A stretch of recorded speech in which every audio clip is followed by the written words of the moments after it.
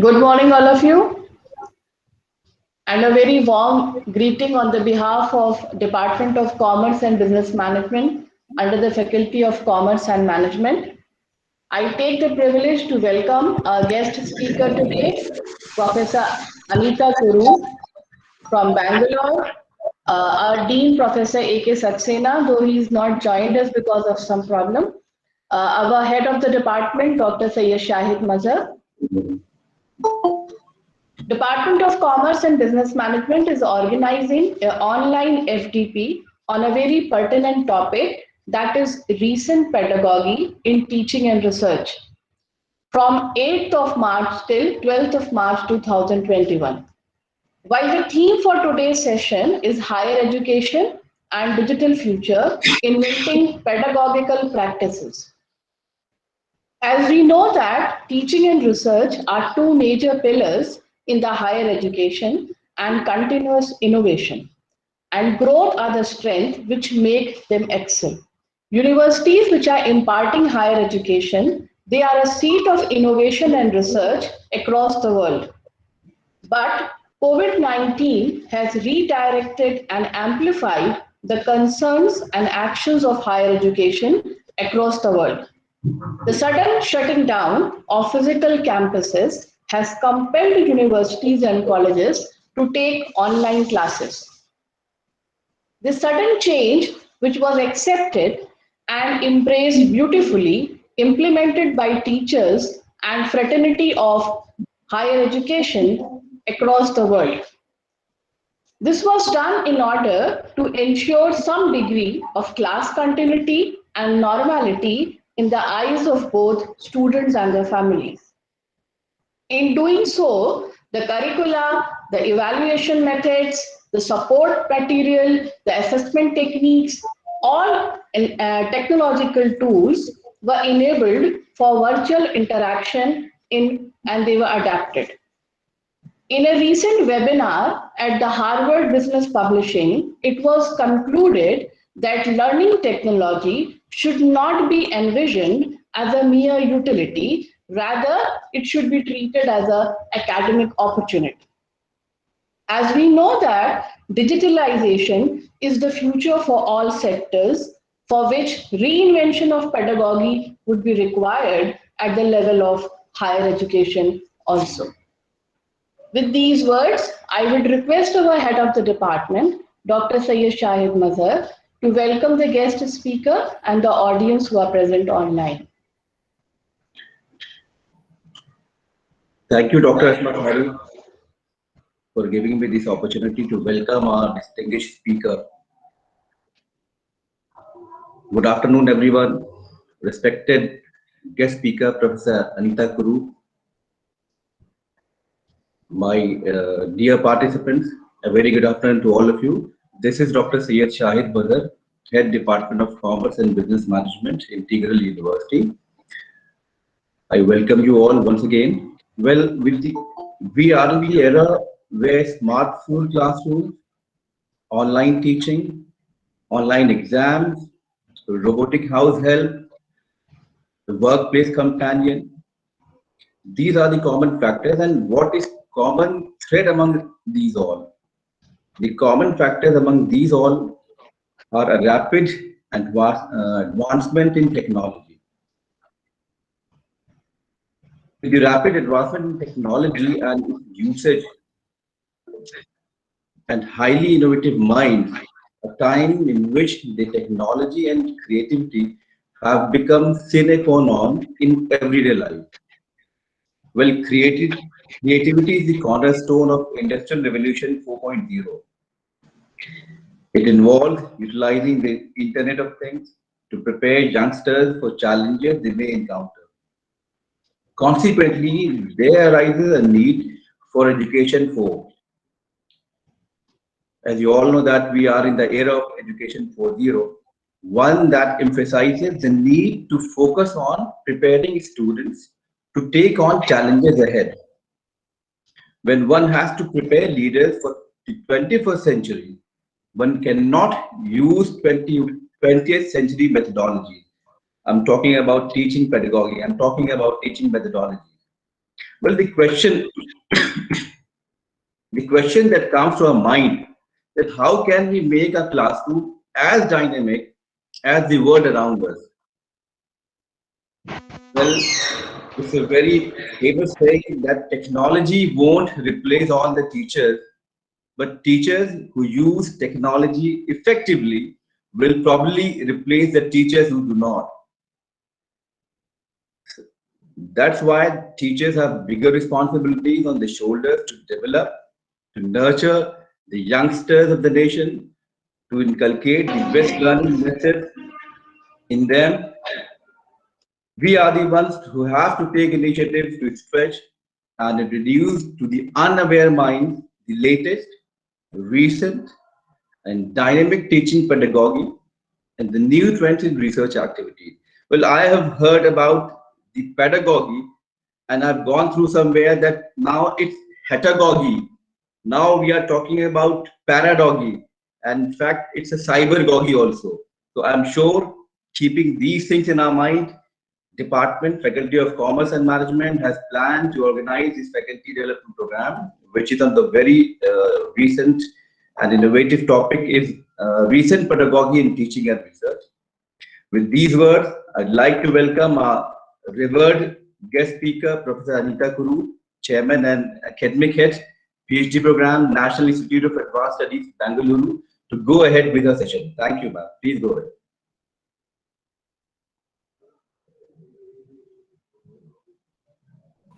Thank you so much.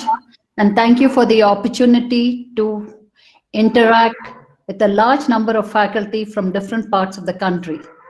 If COVID-19 has called disaster for a large number of institutions and students who had to close down face-to-face classroom, I think it has opened up opportunities for many of us to interact through technology, and I think it has been a great learning for all faculty.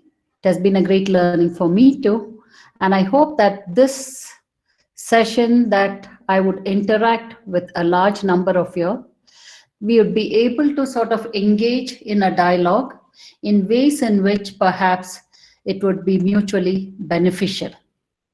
Having said this, I'd also like to sort of put it upfront to the group to say that I have never enjoyed delivering a lecture online. I am best when I really interact with my group. However, the last year has taught me to look at ways in which I can still continue to interact with the participants as I engage them in a dialogue, and let me see how successful the entire endeavor would be. So I'll be sharing my presentation. Before that, I'd like to tell that while I am interacting with you all have any questions, we can actually engage in a conversation so that it is as less boring for y'all as it would be for me. So having said this, let me just share my screen.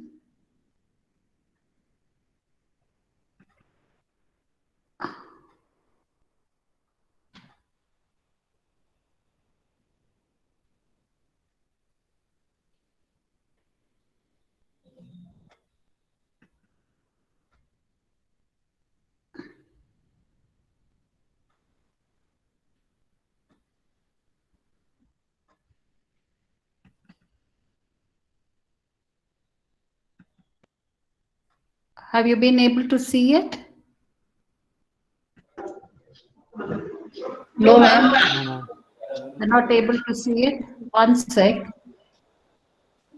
Okay.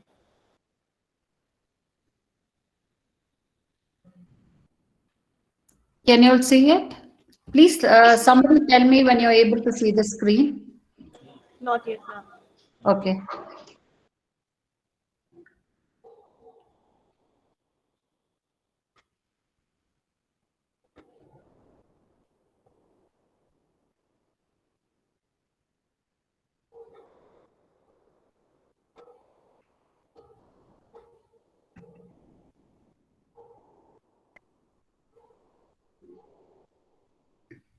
Yes, ma'am. Now we are able to see the screen.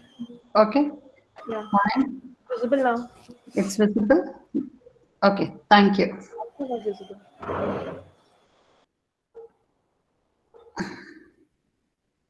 Is it on the slide mode?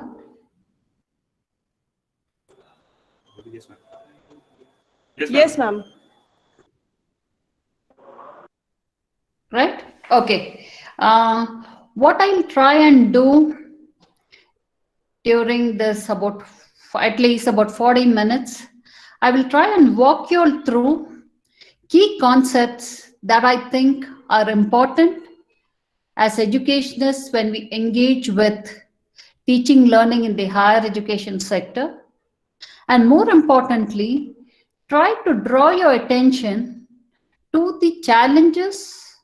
And for me, it is more an opportunity in terms of how do we reinvent higher education sector so that we are prepared for a digital future.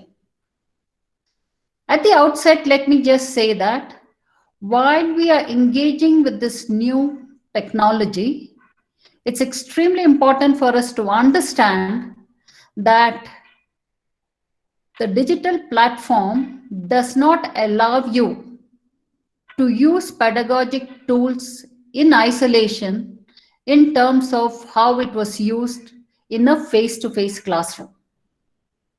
I think research in the area of pedagogic practices in the digital era is fairly new in India, but I think it is quite advanced in several of the Western countries where online learning is a phenomena that had begun way before COVID-19. So let me just say what I'd like to sort of spend time during this 40 minutes is to speak of the kind of challenges that we have in the higher education sector, particularly in India, and what are the aspects that as faculty we need to engage with if we need to be successful in using the digital platform.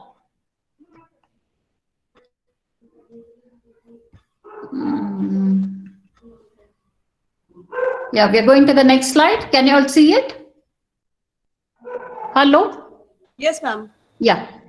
So the presentation is, the overview of the presentation is, I'll give you a brief introduction on what higher education is and what it means in terms of looking at the digital challenges that we have in the current period. I will walk you all through some aspects of the curriculum that is relevant when one is discussing the digital pedagogy. I will look at the kind of challenges we have within the arena of research and publications, which are important aspects today in the higher education sector of the country, since research and publications is an aspect that the government is trying to see ways of integrating it with university education and the problems and challenges we have with regard to that. I will walk you through what is the digital future, talk about blended learning, and give you a sense of the possible teaching learning processes that one needs to familiarize with if one needs to make ourselves relevant in today's era. Let me just ponder a while to understand what is the purpose of education. For many of us, education is the transmission of knowledge. Not many of us understand that it does not confine itself to only the transmission of knowledge, but also has with it the integrated aspect of development of skills. Hence, education, in other words, is a complex matrix of pedagogic and cultural practices that informs, shapes, and gives effect to what information is chosen, how it is understood, the modes of transmission, and how it is received.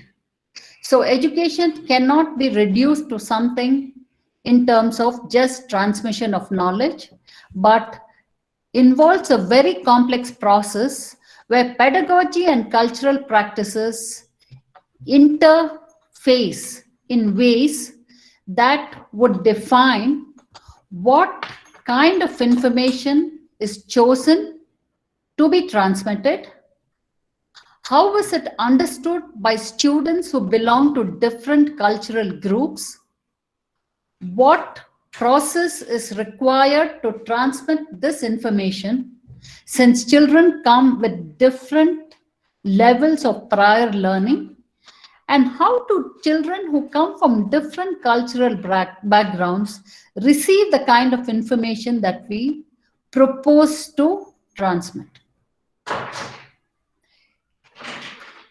The purpose of university education is not so much on teaching and learning of specific skills, as many of you would understand, but it also involves the training, and it is the cultivation of personal autonomy, intellectual independence, and the development of lifelong critical perspectives.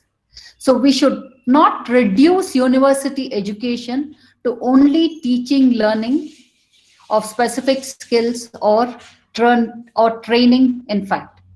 But I think the focus of university education should be on the individual student in terms of trying to develop skills so that they cultivate personal autonomy, they engage with knowledge in an interactive way so that perspectives that are diverse are exchanged within the classroom or within the students and the teachers.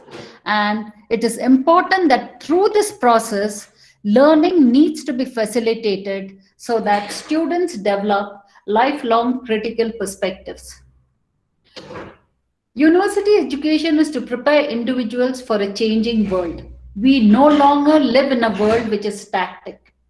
All of us realize that over the last decade, the change has been so quick, so unprecedented, that the university education will have to focus on preparing individuals for the future.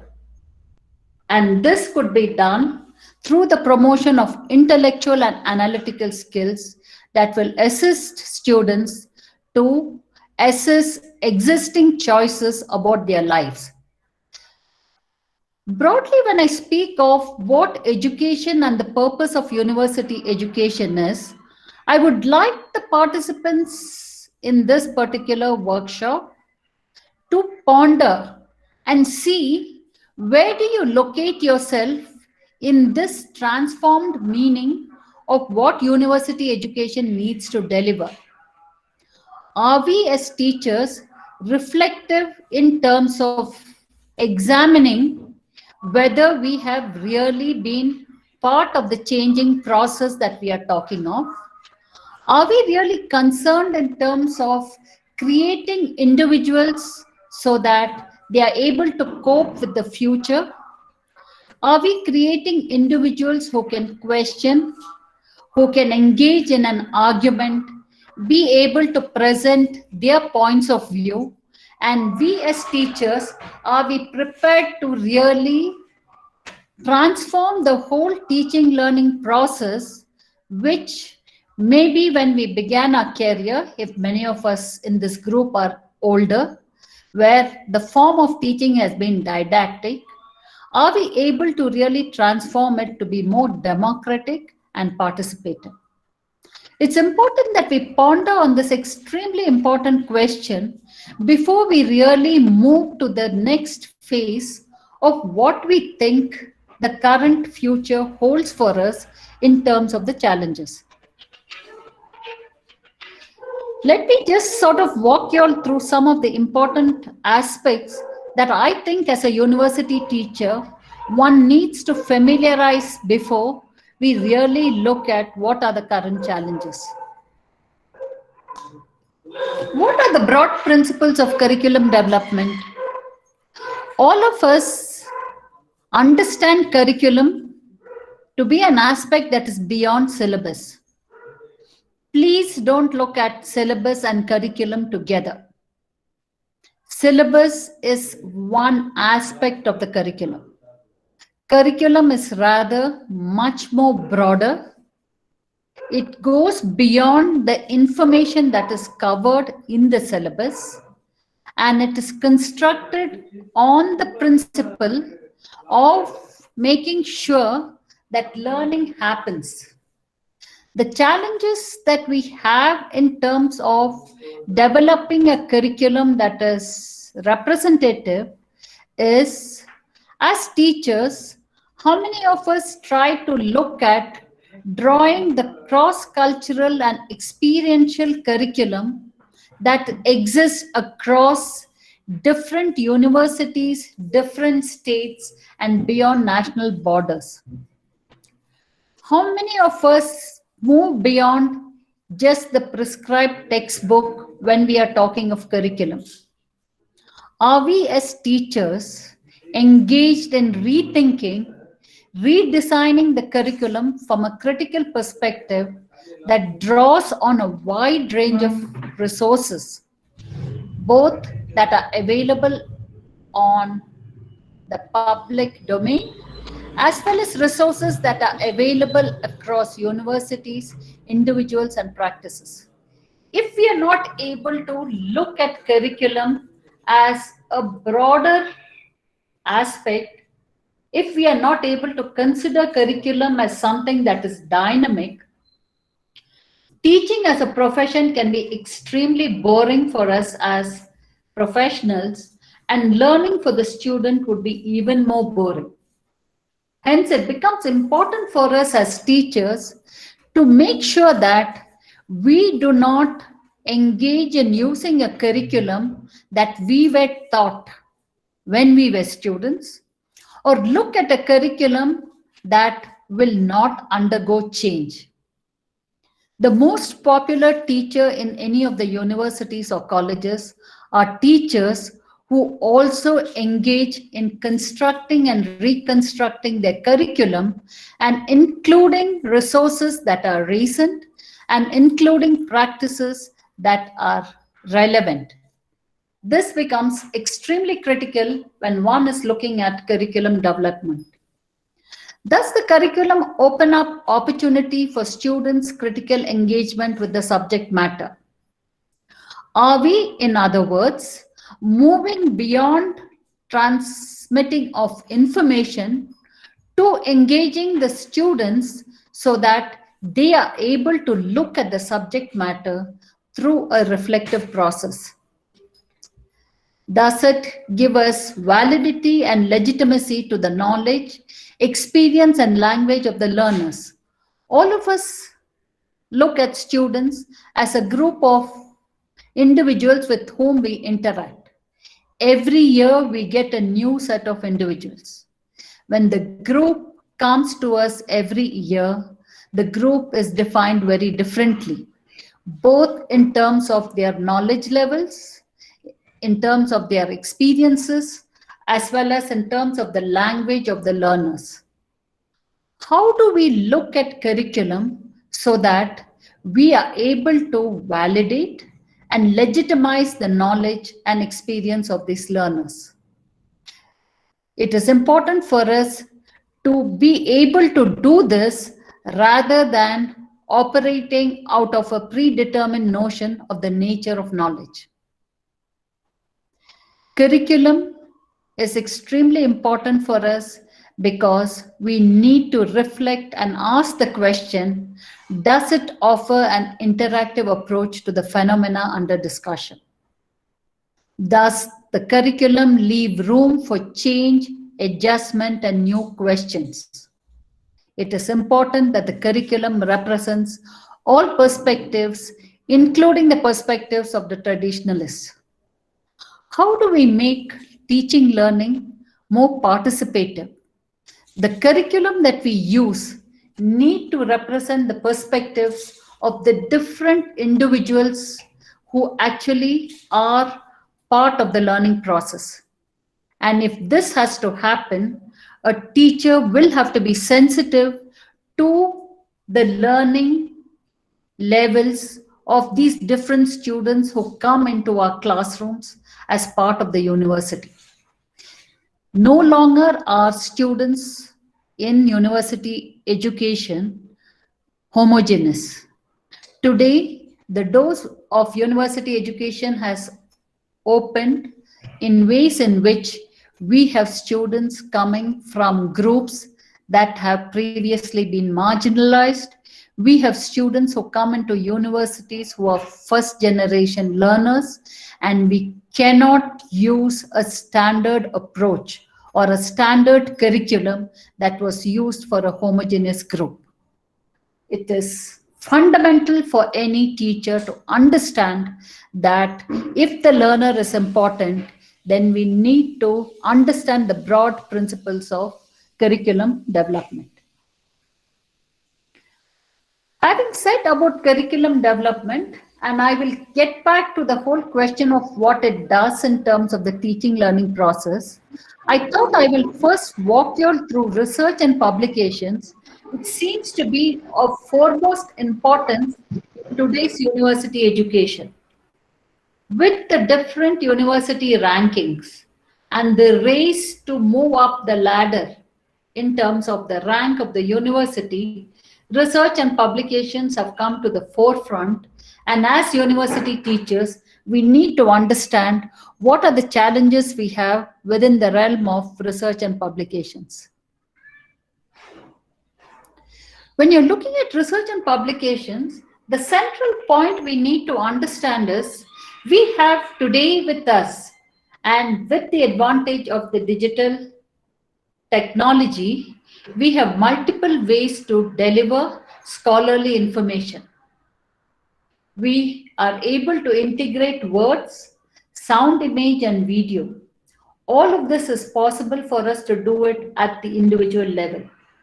There are multiple levels of conversations that can be accommodated across different groups, across universities, within and outside the country. It is important during this process that we need to interrogate the scholarly value and the legitimacy of these different modes of communication that has been made possible because of the digital era. We need to also, as university teachers, not only train ourselves, but also train our students to evaluate each form of media that is available for them. And within each of the options available, it is essential to make sure that the process is dynamic and results in enhanced learning. So students and teachers need to be equipped with necessary skills to evaluate the different forms of scholarly information that is accessible to them, be able to use both sound and video so that your communication can be more effective. In this whole aspect, it also becomes important for us to understand what is the difference between the print vis-a-vis the digital publication. When you're looking at the digital publication and the print publication, some of the challenges we have is, for the digital publication, we may have to develop new criteria for evaluation. The creation and production of podcast series or scholarly publishing of video articles, we need to see how do we evaluate them? How do we make sure that copyrights are protected? How does the digital media compare to the print publications? Does this digital media alter the ways in which students learn? Are we looking at larger audiences? How do we make sure that we are able to keep the attention of the audiences? Does it alter the ways the audiences can be reached? When can we reach? How and in what ways can this be used? Is a critical set of questions that one needs to ask when you're using the digital information. How do the above forms get created? What are ways in which you can solicit or invite submissions where you're talking of publications? And should submissions be only in the print form? Can we look at submissions in the video form? Can we create a parallel of looking at scholarly publications in the video format? How do we take care of processes through which these publications can be solicited? How can they be reviewed? How do we make sure that copyright issues are taken care of? How does one make the shift from print to the various modes of scholarly publications? Many of us can remember, even when we reflect back, how much of resistance was there with us as faculty to move towards using the digital media. The last year has pushed a large number of faculty to use the digital media out of compulsion, not so much out of choice. In the process, I think it has enabled a huge learning in the technological space for many of the teachers who believed very vehemently that only face-to-face interaction exists. The fear that the digital media would take away the importance of the teacher is removed completely. While the digital media may support teaching, may be useful in terms of enhancing learning, the teacher's role is not undermined. And this, I think, is something that we will have to underscore. What are the modes of assessment within each of these digital media that we want to use? What benchmarks need to be created? Do we have the expertise to create these benchmarks?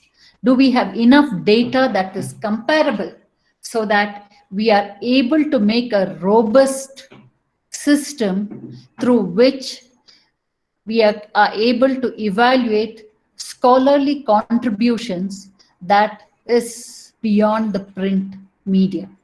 These are questions that I want to leave with the group in terms of pondering, and we can always take that up for discussion once towards the end of the talk. So how does digital media enhance participation and learning? I think one needs to look at three verticals. One is, what are the different techniques in the digital space that one needs to use to engage the learner? How do you introduce group work and discussions using the digital media? And more importantly, how do we retain the motivation of the teacher? If you ask me, I think that is more important than retaining the motivation of the learner during a technology interface. Why am I saying this? I think technology is something that children and the younger generation take to extremely easily. They may not have used technology in the learning space, but they have used technology in several fora. Whereas for the faculty, we have been slow in terms of adapting to technology. And hence, this slow pace is also because we are reluctant. We do not want to really shift from our comfort zone. And hence, I think retaining the motivation of the teacher is extremely important.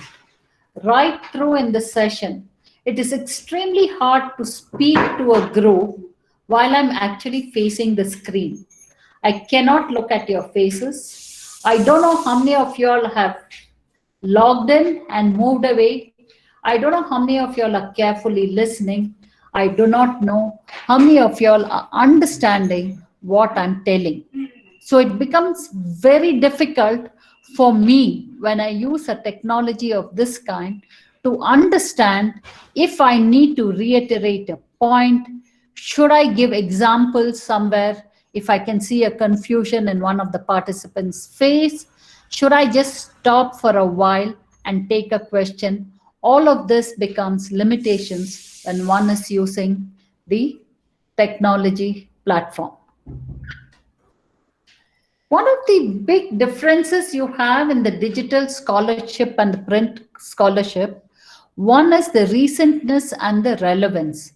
These are two aspects one may have to use to examine both the digital scholarship and the print scholarship. In the digital scholarship, it can be published quickly because you don't have to have the printing process in place. It can be submitted digitally. You don't have to wait for posts and other aspects of it. It can be reviewed digitally. All the comments that we have, the reviewers' comments can be shown digitally on the paper. It can be disseminated quickly, and it impacts, and because of the speed through which it can be done, the credibility and the accuracy always comes into question. The digital scholarship becomes very useful for fields where knowledge is fast changing, where there is a huge race in terms of making public what you are finding in terms of your lab findings. It is also extended, and the dynamic knowledge production is possible. So you can actually extend what you have already created.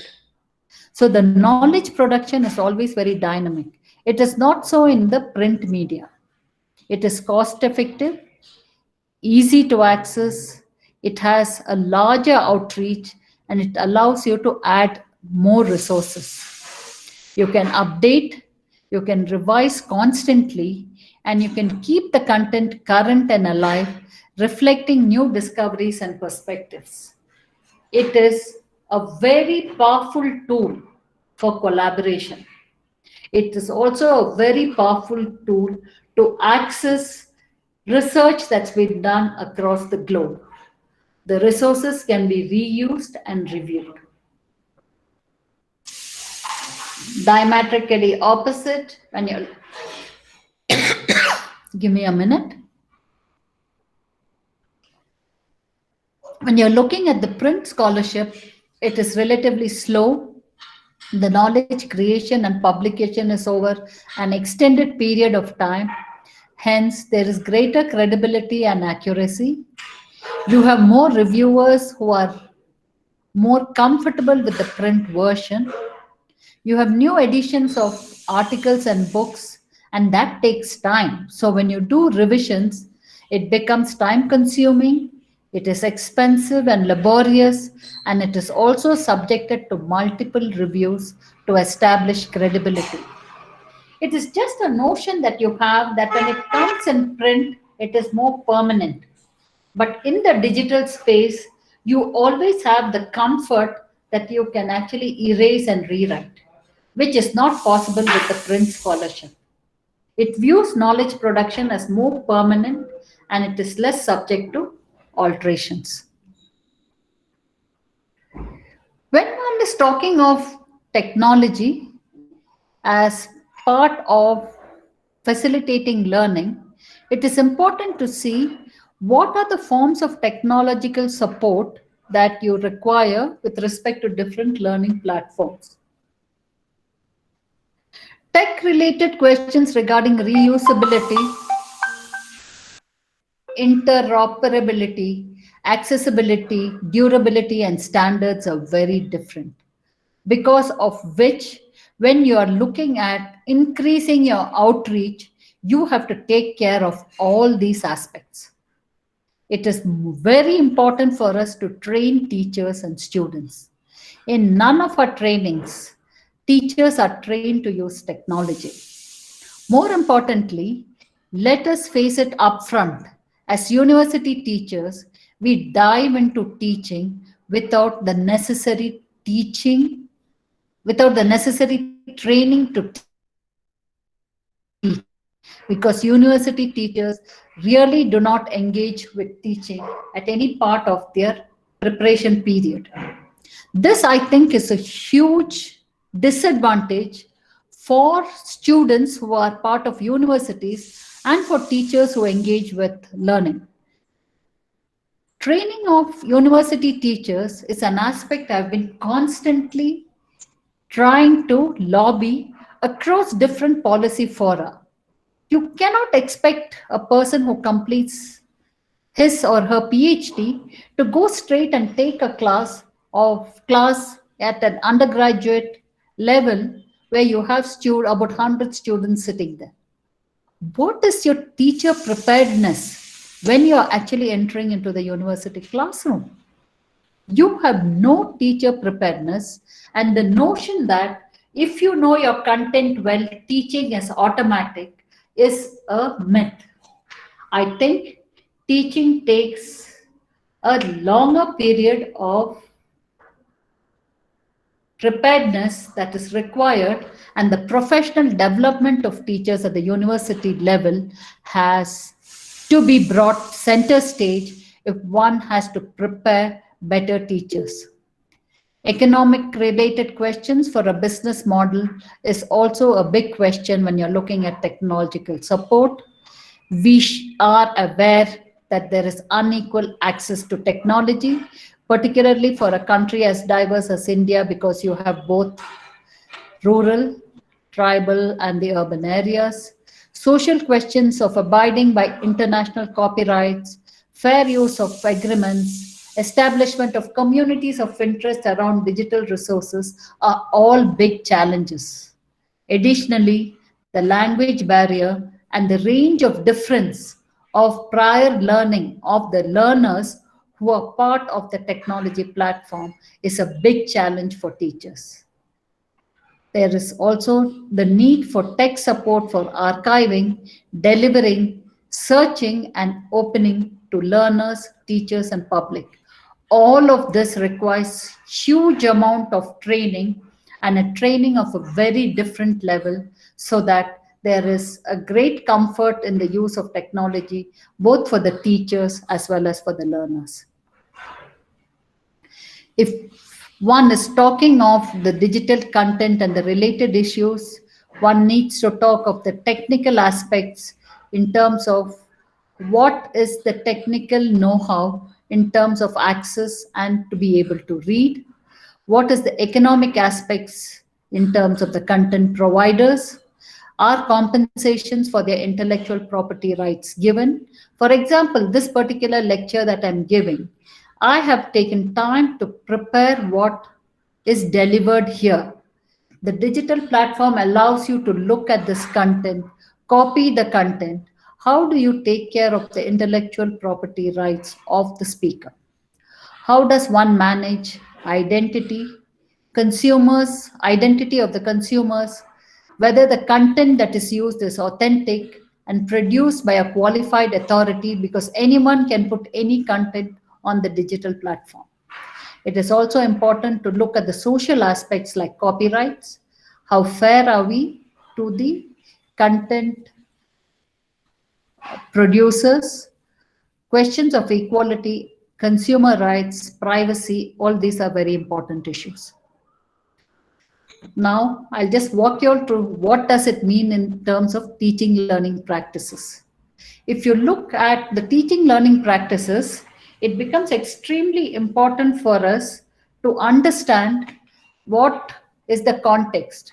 All of us are aware of the Sustainability Development Goals 4, which relates to education, which says that we should ensure inclusive and equitable and quality education and promote lifelong learning. We need to understand that the new learning programs need to address the knowledge society that is fast growing. We have to focus on increased student capabilities through pedagogic changes, curricular resources, and the possible technology tools that we can use. There is attempting to shift in the learning culture of different communities, and we should see how do we integrate that into our learning process. When you're talking of learning culture, it's important to understand that we have students who come from different groups and they have different learning cultures. This would include at the macro level the beliefs, the social values, the past structure, and the changing demographics of students. And at the micro level, it would involve technology, classroom activities, curricular changes, pedagogic practices, teacher training, and teaching learning resources. So, this a whole gamut of issues that one should engage with in terms of understanding the learning culture, which is central if one is looking at teaching learning as an important aspect for students. So the learning culture is as important for us both within the face-to-face classrooms as well as when we use the technology platform. It is important that we create students who are lifelong learners. What is lifelong learning? Lifelong learning is different from the traditional learning since it acknowledges three related idioms. One important principle is learning is not confined to a period. Two, learning is life. It is wide and it is not confined to educational institutions. And three, learning is life. It is deep. It embraces religious, moral, ethical, and social values. This becomes the central goal when university education in a country like ours expands, where learning cannot be confined to the walls of universities alone. If we need to be relevant, we should be lifelong learners. It is important for us as teaching professionals that if we don't become lifelong learners, we will be irrelevant in today's world. To enhance learning outcomes, I'm just trying to move a little faster. How much more time do I have? How much more time do I have? Ma'am, 12:30. 12:30, okay. So there's still time. Fine, thank you. So when you're talking of the enhanced learning outcomes, it is important for us to understand what is the background we are looking at, and if we need to make sure that learning outcomes increases, then we cannot use just one mode of learning. We will have to look at a blended learning approach, and I think it is a good potential tool for teachers of this generation, because teachers today are no longer standing at a pedestal to give information. The role of the teacher changes from somebody who teaches to a facilitator, where both the learner and the teacher become participants in the co-production of knowledge. And a teacher necessarily will have to be an enabler for the students' learning. And only through this process can one really increase learning outcomes. It is only with deep reflection and creative engagement at the macro and micro level we are able to make sure that learning outcomes increases. So when I'm talking of blended learning, which I think is the current direction in which university education is moving, and I think more so over the years, it would become important that this method is adopted even at the school level. Blended learning is an important approach. And what does one mean by blended learning? Blended learning is defined as a learning system that combines face-to-face instruction with technology-mediated instruction. It does not prioritize one over the other. It is the teacher's discretion in terms of using appropriate approaches, whether face-to-face or technology-mediated approach, to enhance learning. So your end goal is to make sure that the learning outcomes are achieved. For that, a teacher could use either of these approaches, that is face-to-face or technology-mediated approach, or could use a combination of these to make sure that learning happens. The term blended learning combines face-to-face and online learning. There is Globally, a steady movement towards blended learning approaches in education and the training sectors. No longer is learning confined to face-to-face, and technology has invaded the learning spaces, and we are moving towards an era where both of them would coexist. There are myriad questions that need to be examined before being optimistic while one is adopting blended learning.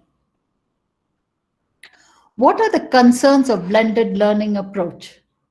These are fundamental questions as a teacher that one needs to ask.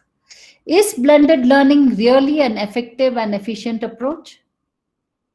Can all of us in this group take a step back and ask ourselves honestly, is blended learning effective and efficient? What are the potential disadvantages of blended learning? And how would blended learning change our learning environment? 3 of these are enough topics for a lecture by itself. But I think as teaching professionals, we will have to engage with this question and find answers to each one of these.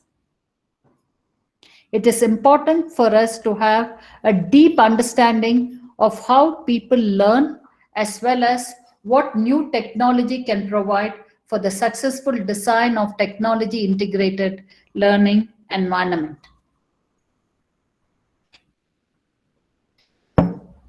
Another aspect that I thought I will bring to your notice is the potential of outreach. The emphasis in blended learning is to make sure that mostly the aspects related to the delivery aspects of technology, which concerns access to instruction and information. So we need to see that when one is engaging with blended learning, we have to engage with the delivery aspect. Little attention has been paid to the learning design technology.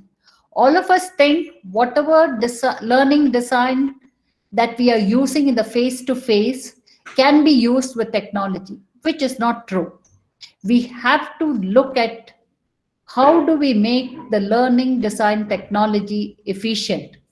We have to select appropriate modes of interaction, and we have to design activities based on robust learning theories.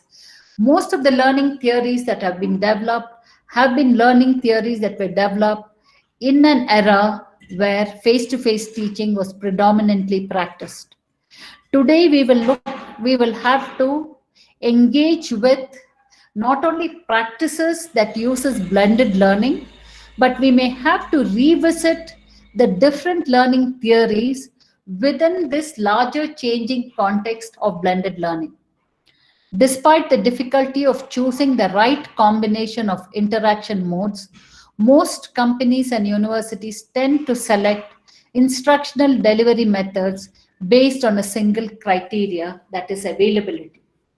If blended learning is defined in terms of availability, I do not think it will be an effective mode of teaching learning that will be efficient, because I think blended learning requires one to really relook at the objectives, relook at the curriculum and content, and see which aspects of content can be delivered better using technology and which aspects of content can be delivered better using face-to-face.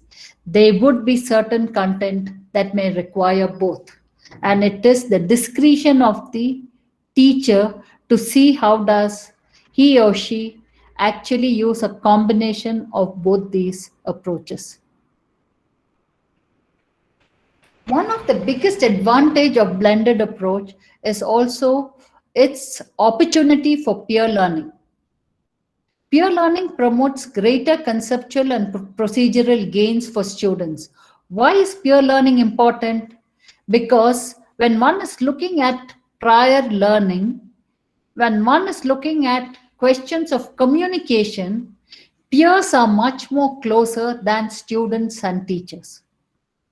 Hence, I think that when you're looking at the blended approach, there would be a greater opportunity for peer learning, which would enhance both conceptual and procedural gains for students. It accommodates also a broad range of learning styles because the student community is more diverse than the teaching community simply because of the sheer numbers. It results in greater enjoyment of learning tasks and it encourages a stronger persistence in learning. Peer learning, particularly at the university level, is extremely popular and in my personal view is an efficient way of learning.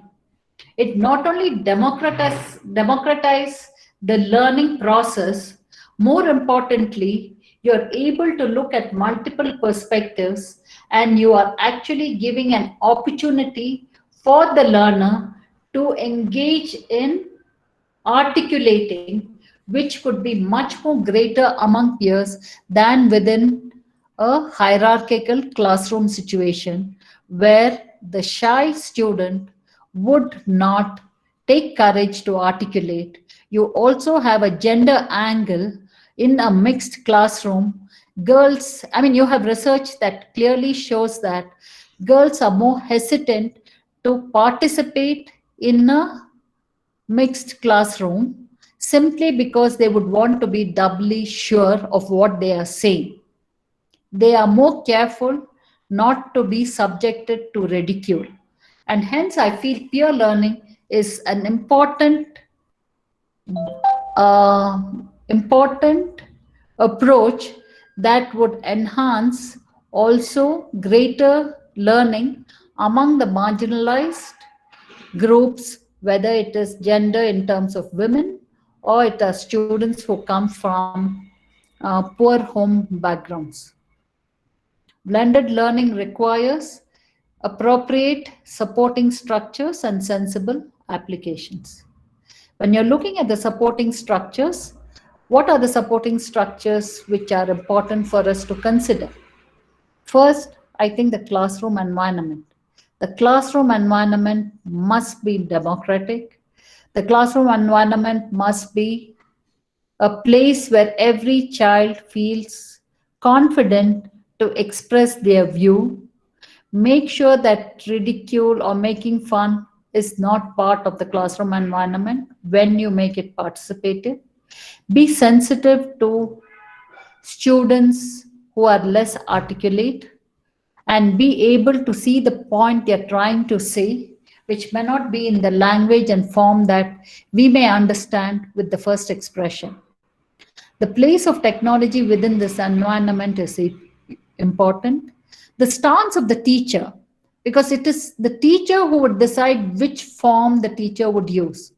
It is the teacher who would define whether the class is going to be democratic or it will be didactic. If as a teacher I'm uncomfortable in a democratic classroom, I'm uncomfortable with questions that the students raise, to which I do not have ready answers. If I'm not able to be a learner in that learning space of the classroom, then it would be extremely important to promote democratic interactions within classrooms. The choice of task also lies with the teacher and the dialogue used. Essential elements in creating a match among goals, outcomes, and implementation strategies are all made by the teacher. And these are important aspects if one is looking at the supporting structures. What is the teacher's role? I think the teacher is very central, and I would want to reaffirm to all of us who are there in this room that no technology can replace the teacher. The teacher is a developer of the educational program. The teacher's role is as a model of an expert learner, as a coordinator of activities, as Socratic interlocutor and mentor. So you're both. You're a mentor, you're a provider of information, you are an evaluator, and as a teacher, these roles carry potentially great benefits for both the teacher and the learner. They demand time, discipline, and dedication on part of the teacher. I think if this central aspect of what the teacher's role is clear to all of us as teachers, I think our classrooms would be very lively, whether we use face-to-face or whether we use technology. Thank you. I'm willing to take questions.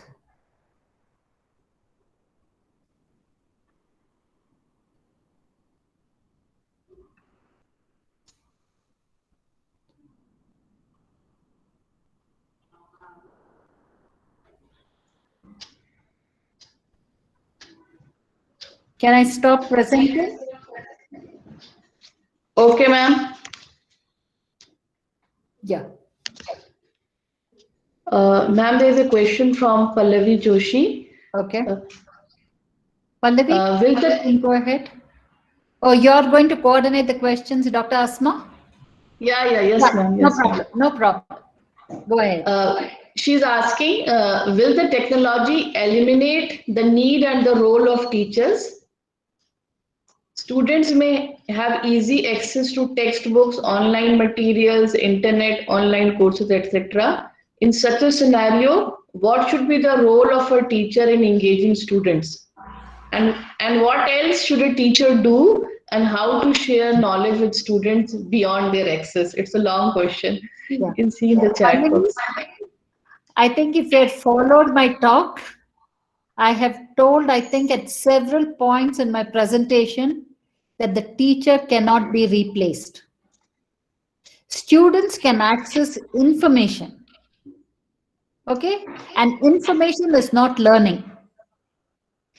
They can access information, and the role of the teacher now moves from not only being an information provider.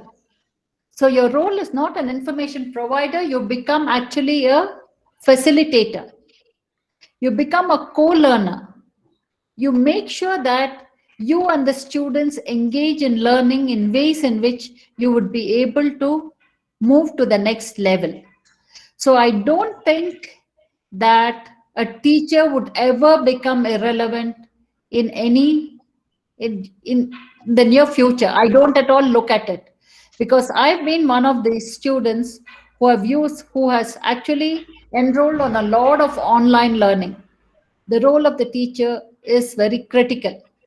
So that part you don't have to worry. And I think the only shift we as professional teachers need to make is we are not there to provide information. So your entire pedagogic style will have to change. You cannot go into the classroom with information. Just to give you an example of how I conduct classes for my PhD scholars, while I have a course that I'm designing, I will draw out a course for a particular area that I'm offering. The students who enroll in that course, I describe to them what are the different aspects I'm covering in the course. I would ask them, go out and see if there are other aspects that I need to cover in the course which I have not highlighted. I provide them with readings, and I tell them that if you come across readings beyond what I have provided, we will bring that into the classroom for discussion. None of my classes are conducted if students don't read. If they don't read articles, if they don't read what I've given them, I will not conduct my class. They can go out of my class. And maybe I have the privilege because I have smaller number of students, but I'm a firm believer that this can be done in all classrooms. I think it's important that we shift from feeling comfortable hearing to our own voices and allow students to actually engage in discussion. Break them into groups. Give them opportunities to present. You sit back and you try and see what they have presented. You add. It does not take away from you in terms of preparing for the class. I prepare for the class. The students will tell me what they have read and understood, and I will supplement it with points that the students have missed. And I will raise additional questions where learning can be made more deeper when we are engaging in a discussion. Okay, ma'am. There's one more question from Bushra. She's asking, what is the difference between blended learning and experiential learning? Okay.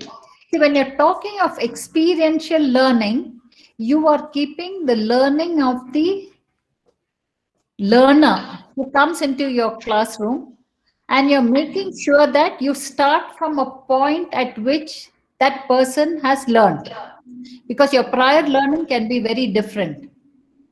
If the learning process is experiential, in a sense that each one of us move from the point of our prior learning to the next level, and it is through a process and not as a product, that is experiential learning. When we refer to blended learning, it is referred to in terms of using the digital mode and the face-to-face mode. When you combine the two, that is when you talk about blended learning. Okay, ma'am. Ma'am, Nazia is asking, what are the indicators of good teaching in your mind? She's asking your experience. What is the indicators of good teaching? Huh? Yes, yes. The foremost indicator of good teaching is when I look at learning as a lifelong process. I am a continuous learner.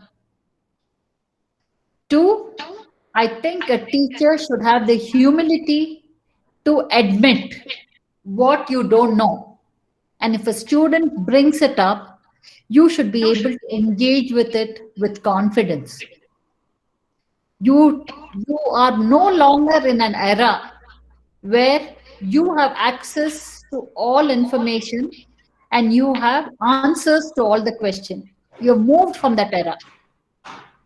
Very often as teachers, we will stand and we will be stumped with questions that we are not prepared for. It is our humility that will tell us, oh, that was an important point. I didn't realize it. Can you expand on it? Can we have a deeper dialogue on this particular aspect that you have brought into the classroom? Encourage and appreciate when someone brings an important aspect into the classroom. There, you don't have to feel diffident. Today, students are fast learners. They have access to technology, and there's no way that you can keep pace with them. You're only one, but you're handling a class of 100. How will you compete with them? So move away that framework of competing with students. Become a collaborator in knowledge creation. That is extremely important. And always take care of every single student.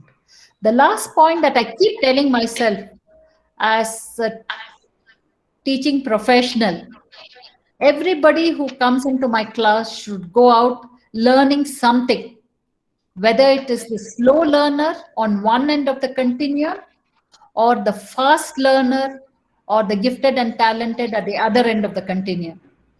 Everybody should have something they can take home from a class that I've done. If that is not done, I think I'm a bad teacher. And I think if you broadly follow this principle, be democratic, make sure that your classrooms are more participative, use changing pedagogies, use ways in which there is a dialogue, discussion, where you respect multiple perspectives, you will be a very popular teacher. And always take feedback from your students and treat the feedback very seriously. I don't do a single session where I don't get a feedback. I must have done in multiple sessions by now during in my career. I will always ask the organizers, give me a feedback. It's extremely important to work on the feedback that you get. That only will make you better. Ma'am, there's one more question from Sushant Lonkar. Will digital and print coexist, or they will replace each other? I think they will coexist because I don't think technology will seep into different geographies. And we are also dealing with a world with multiple languages. Although all of us talk of translation, which now is the current hot research area to enable people to access knowledge and not have language as a barrier, I still think these two will coexist. For me today, when I'm looking at my students' thesis, I still will tell them when they get me the first draft, I want it in the print form. I say I don't want to use the digital form. So I think both of them will coexist. Even today, I enjoy reading a book and I don't enjoy reading it on the screen. I think screen time, its impact on your eyes, all of these are large challenges that we have. And we should intermittently use screen as well as the print media. I would love to put my feet up and read a book. And I don't think I can do that with the laptop. Digital media. Ma'am, there's one more question from Smita Srivastav. How you see the role of psychology in blended learning? Role of psychology. See, I think as a teacher, psychology is extremely important because if you don't understand your learner, you fail as a teacher. So even in blended learning, I feel that it's extremely important for us to understand the student population that we are addressing. So in blended learning, supposing in a classroom, for example, I have students who have huge challenge in terms of using technology. I will be more careful in using technology with that group. But I have a group that enjoys using technology. Then I would use technology for that particular group. Within a classroom, you may have a mix of the two. Then if I use technology, I will be able to spot students who have discomfort in technology, or I will open a route for them so that they can come back to me and ask, I did not understand this particular aspect. I think psychology of students are extremely important. And for me, every student learning is important. So I think you should use multiple channels in terms of making sure that students are able to reach out to you. The psychology of the students in terms of their disinterest, how do I make the classroom more interesting? How do I deal with low motivation? How do I deal with hyperactive students? How do I deal with students who struggle with language? All of this requires large knowledge base of psychology and principles to make sure that you are an effective teacher. And I think psychology should be a must subject for all university teachers. Education and psychology have to be taught to all teachers. And within Yeah. education, if you're able to cover the psychology as a discipline, then I think you make better teachers. That's my response.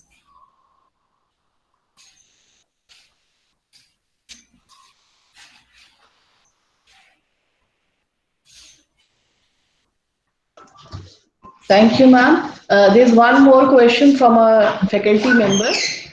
How teachers can be effective in technology era?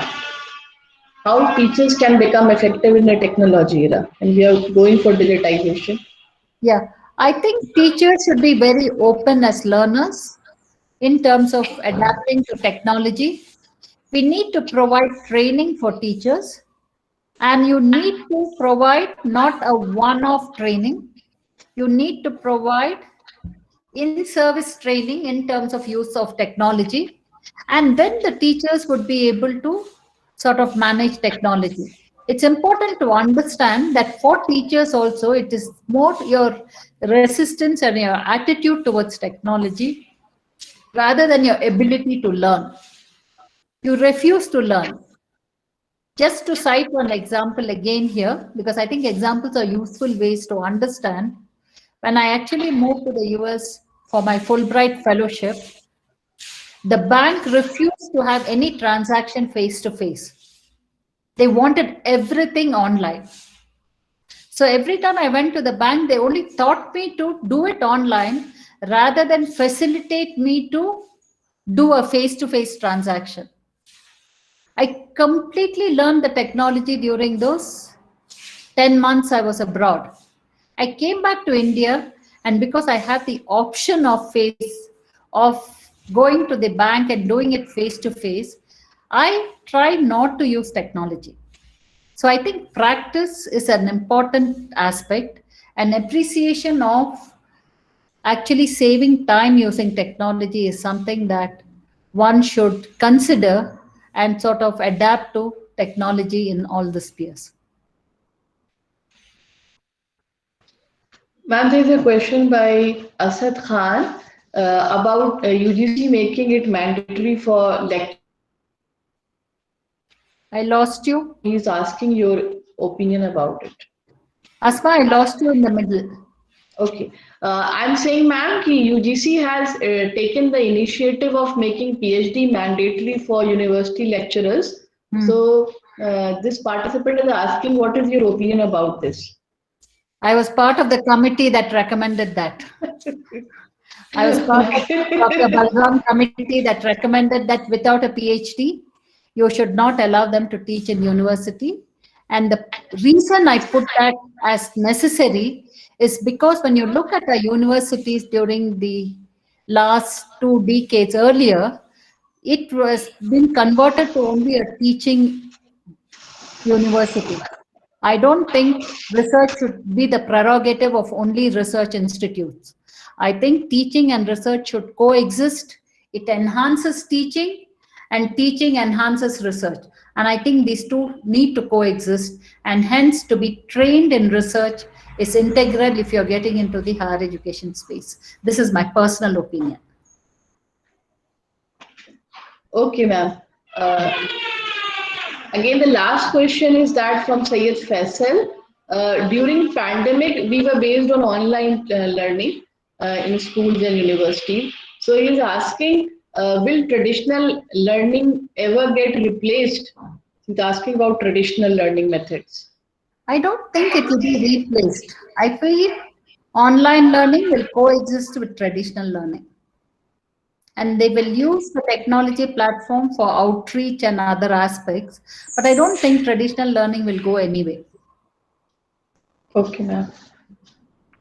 Ma'am, there's one more question from Bushra. She's asking, what are the possible tools we can use for experiential learning? Possible tools for experiential learning. See, for experiential learning, one is, it becomes very important that you engage the learner. See, unless the learner is brought to the center, learning can never be experiential. So whether you're talking of group discussion, you're looking at project mode, you create seminar groups where students learn and then they present, and you give them maybe work with them together in terms of conference papers, anything that is participative. When you increase participation, learning can be made experiential. When they're actually engaged in the process, I And think. they're engaged in the process. Okay, ma'am, before we come to the vote of thanks, we would be sharing a university video. So I would request Mr. Shahabuddin to share the video, and then we'll come to the vote of thanks. Over to you, Shahab. मैं अपने students and तलबा से कहूँगा कि वो इस मुल्क का एक बहुत बड़ा असेट है और उन्हीं को आगे चल के इस मुल्क की बागडोर संभालना है. Hello, Excellence.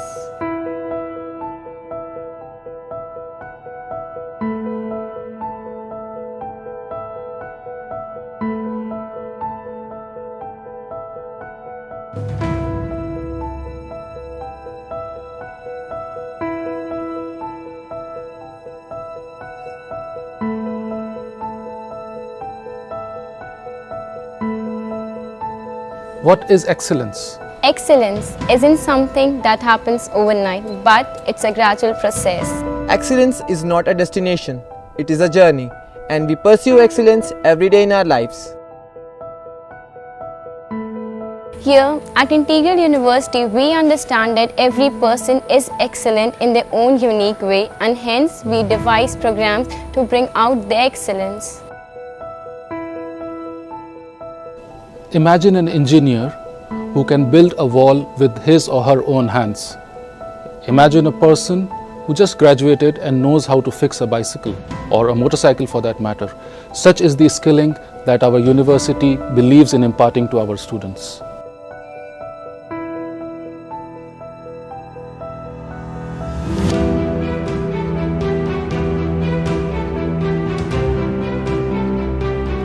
Excellence does not only means advancement in education, but also becoming socially and emotionally mature enough to face the life and facing oneself.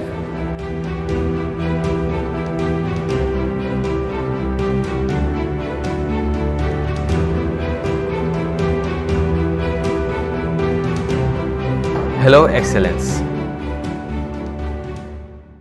The hands-on training imparted through our agile curriculum and imparted by our faculty with considerable industrial experience in the manufacturing, corporate, agriculture, law, medical and architecture fields, for example, allow our students to start delivering value to their employees and employers immediately.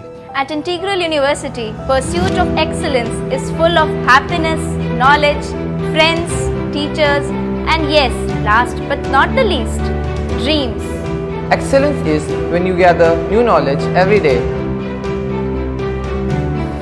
Excellence is when you stay focused.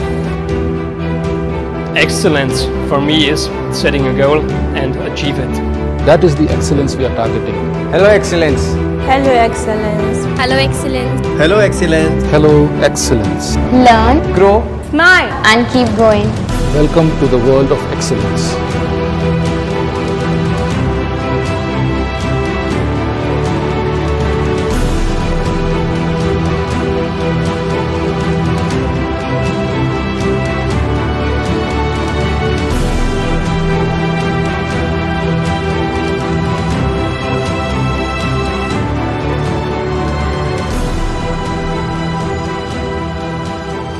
Integral University, Lucknow. Inspiring excellence. Shah, for sharing that video of university. With this, we come to the end of today's session. First of all, I extend my thanks to Professor Anita Kurup ma'am. Thank you so much. And because of digital mode, we were able to hear you. And that was a really golden opportunity for all of us. And you answered our queries also. And it will help us as faculty members in the university to move ahead with the new pedagogy and understand that how blended learning can be made more effective by teachers. Thank you so much. Thank you to the Dean, Professor A.K. Saxena sir, though he is not with us today, but thanks for his encouragement making this FTP possible. Thanks to the head of the department, Dr. Syed Shahid Mazhar sir. Thanks to the faculty members, to the research scholars, to the students who have joined this online FTP. And once again, members like Shahab and Nazia also. Thank you, ma'am. Thank you once again. And we look forward to listen to you again in future. That was a blessing for all of us. Thank you so much. It's always been fun to interact with groups. I thoroughly enjoyed it. Thanks so much. Thank you, ma'am. Thank you so much. Thank you.